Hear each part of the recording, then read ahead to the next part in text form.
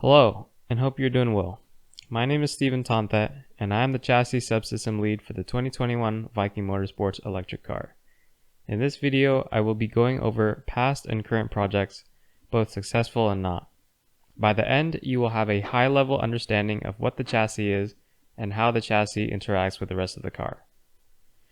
Before we get started, you may already refer to the chassis of any car as the structure of the car. However, this year's chassis subsystem itself includes the frame, which is effectively the chassis, but it also includes the floorboards, the firewall, multiple safety features, and for this year, many driver end components, including the pedal box, steering wheel, headrest, and seat. We lumped body panels into this subsystem as well. The team has talked about splitting up many projects within the chassis subsystem into a different subsystem, but for this year, it includes all of the mentioned projects. Beginning with the most integral part of chassis is the frame. In FSAE, teams typically make their frames out of a bunch of tubes connected together. This is known as a space frame chassis. It holds most of the car's structural rigidity, houses most of the components, and supports the suspension. Historically, our go-to has always been welding together steel tubes, which is the easiest and cheapest to manufacture. However, there is still a lot to consider with this method. The FSAE rules has a section wholly dedicated to the frame, which includes usable materials, dimension limits, and tube geometry, to name a few. In 2016, VMS failed to go to competition because submitted documentation related to the chassis was rejected. Since the frame is critical to the car's structural integrity, and therefore the driver's safety, it is absolutely necessary to understand the rules when designing the frame. In this year's frame design, we wanted it to be light, rigid, and easy to manufacture. We also wanted the car's battery box to be easily serviceable. The 2017 chassis was used as a base to work off of, but because the 2017 chassis was designed for a gasoline car, the rear chassis needed to be changed to accommodate the battery box. From there, the frame design reacts to everything else that changes on the car, including the battery box. Ergonomic design in the context of FSAE has one simple goal: increase the driver's performance, resulting in shorter lap times. The study of ergonomics is broad, but in the context of FSAE, teams want to make sure their drivers can look at their surroundings, quickly use controls, and keep their hands on the steering wheel. Many teams develop an ergonomics rig, which lets students change the dimensions they can't on the physical car.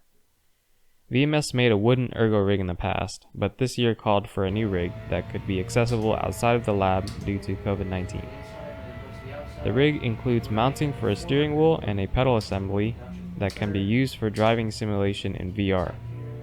Outside of being a cool addition to the rig, the sim gives feedback on how much input the driver puts into the steering wheel, throttle, and brakes, which not only helps the driver improve their skill, but tells us what to change ergonomically.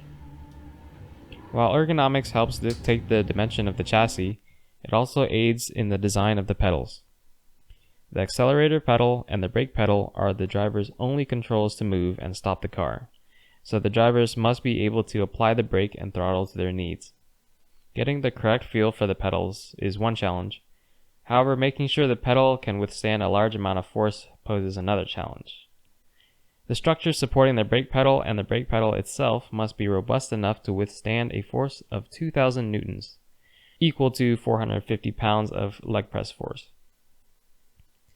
In the 2017 IC car, an industry pedal assembly was purchased and fitted onto the car, eliminating the need for starting from scratch.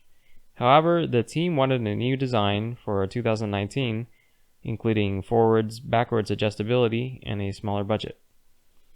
The current pedal box is designed to be inexpensive and mostly manufactured with our own lab tools.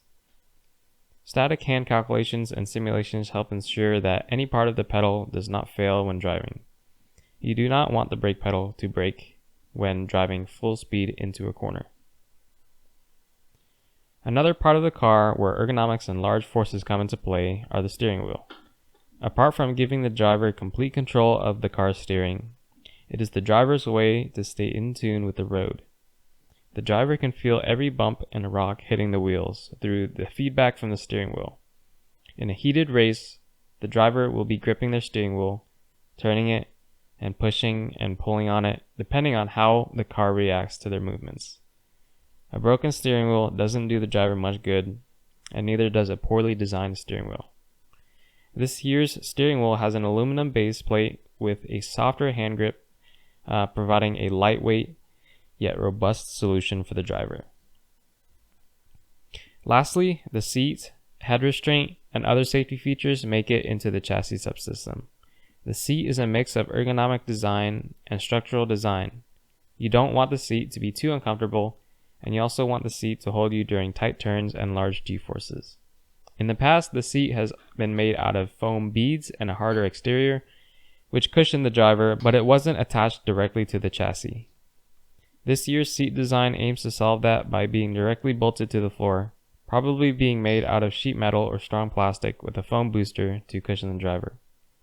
The head restraint also faces the same concept, a cushion material like foam for the driver's head, and an aluminum base to attach it to the chassis.